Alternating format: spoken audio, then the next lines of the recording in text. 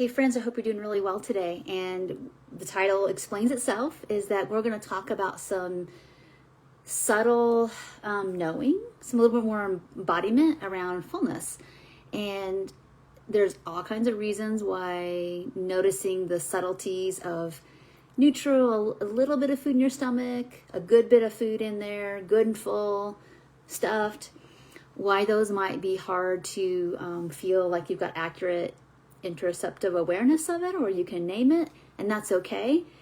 It's less about blaming yourself, why can't I hear this, and more about, okay, let me at least get some guidepost in my head about it, and then start to eat some food, take a break, take some time, whether it's an hour or two, and then check back in. So that's kind of how we're going to fix, this maybe gap between sensing and knowing. But before I start, just a couple things is I understand that there's lots of different reasons, again, why it's hard to detect how full you are. And those can happen from a lot of different ways. I know that just some of us, have different wiring, and it's a little more challenging to tell.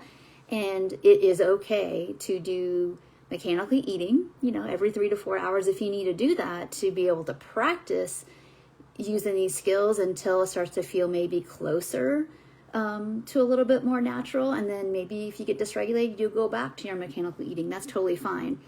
And there's all kinds of reasons. If we're motor associative, if we're feeling sick, if we've got some deficiencies, if we're just new in this breaking free from dieting and binging process, we're not going to know our signals very well. And it takes a lot of time. It can take years to get this kind of honed in.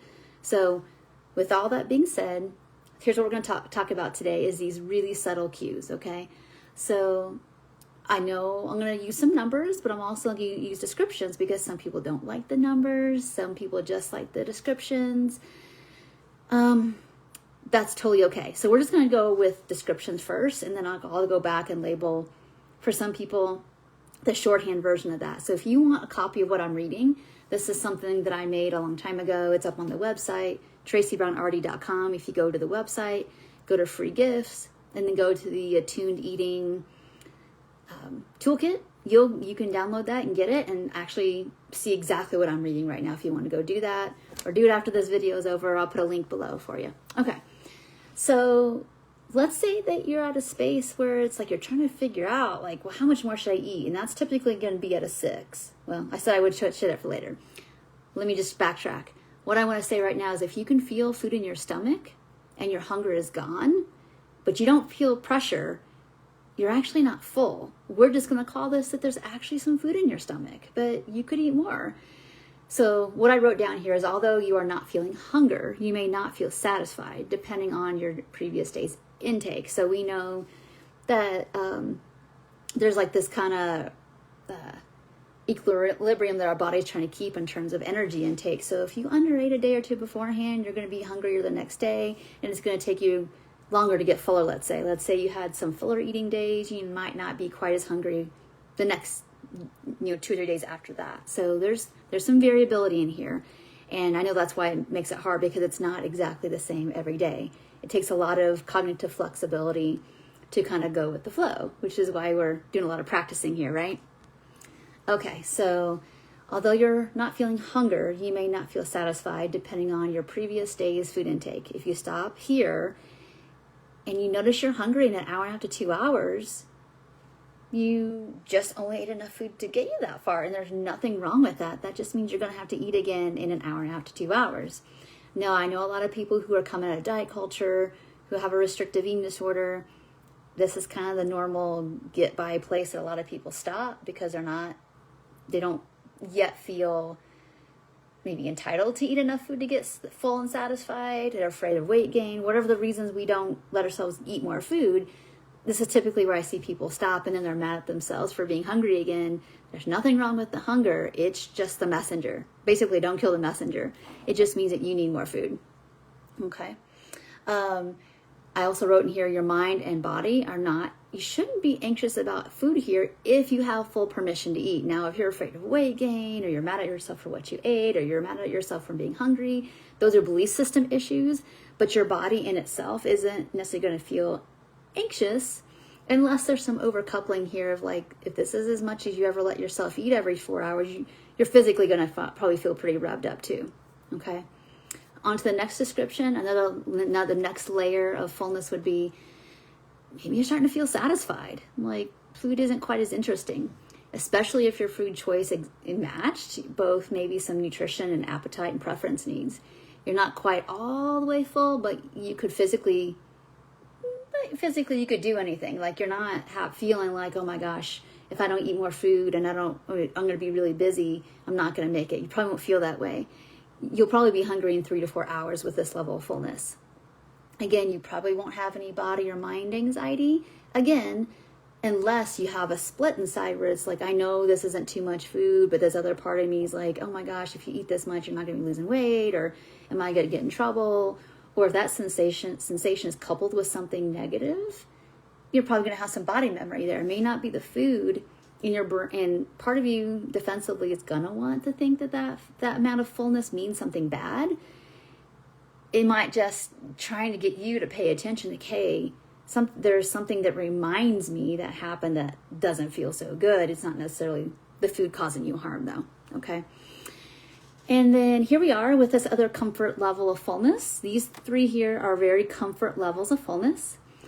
This next one is you will experience a comfortable fullness with a gentle pressure. It is normal to feel full. I'm not saying stuff. This is not what I'm talking about here. Okay, we'll talk about that next. Thoughts of food are gone physiologically if you have eaten what you really wanted and you have some satisfaction. You feel some pressure in your belly, nothing extreme, but just like feel some fullness. Maybe the last couple bites of this, you started to lose a little interest in. Sometimes we override that because it's so good. We might override it because we're anxious that the food's about to be over and there's still a part of us again that doesn't feel like we have full permission to eat. So you're going to get it all while you can. That's not exactly hunger fullness work. That's going to be like, oh, I've got a lot of emotional stuff here about this level of fullness. This means something about me or about my needs getting met. All right. But if you're with full permission to eat, you feel you're starting to feel full. You're starting to kind of like, well, I'd love for me to be more hungry for this, but I'm really not. So I just got to let it go. And if I really want this again, let's say 5 hours and I get hungry again, then I can eat it again, make it again, go get it again, if your resources allow for that, okay?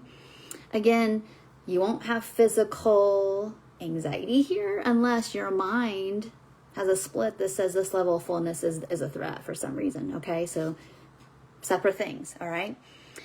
So lastly, above these experiences, you're going to start to feel physical discomfort. Why would we feel physical discomfort? Now, if you ate above this level of fullness and you've been probably refed from any kind of restricted eating, at least, like fully refed, at least a good year, if you're going to higher fullness levels where you just feel like, oh, that was a lot of food, that's to be expected. And the worst thing that's going to happen here is going to take you longer to get hungry again.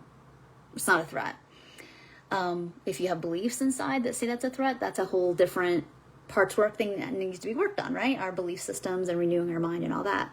Now, if you're somebody early within the first year or so of recovery, and it feels like you get full off of very little, that's a gastric motility issue. If you're somebody watching this and like, oh no, I don't restrict, everything makes me feel really full, there's some GI issue that has to be addressed. So I'm not saying that we don't get premature fullness. We do, but those reasons have to be looked at. It doesn't mean that you ate too much food or even eating enough food. So there's a lot of things to unpack. That's why we have people journal and we look through them together with a fine-tooth comb in a curiosity, trying to figure out root cause kind of way. All right. So I hope this is helpful. I had somebody actually personally request this topic to be discussed. And as you can see, I've been talking about this for several minutes. That's what it takes.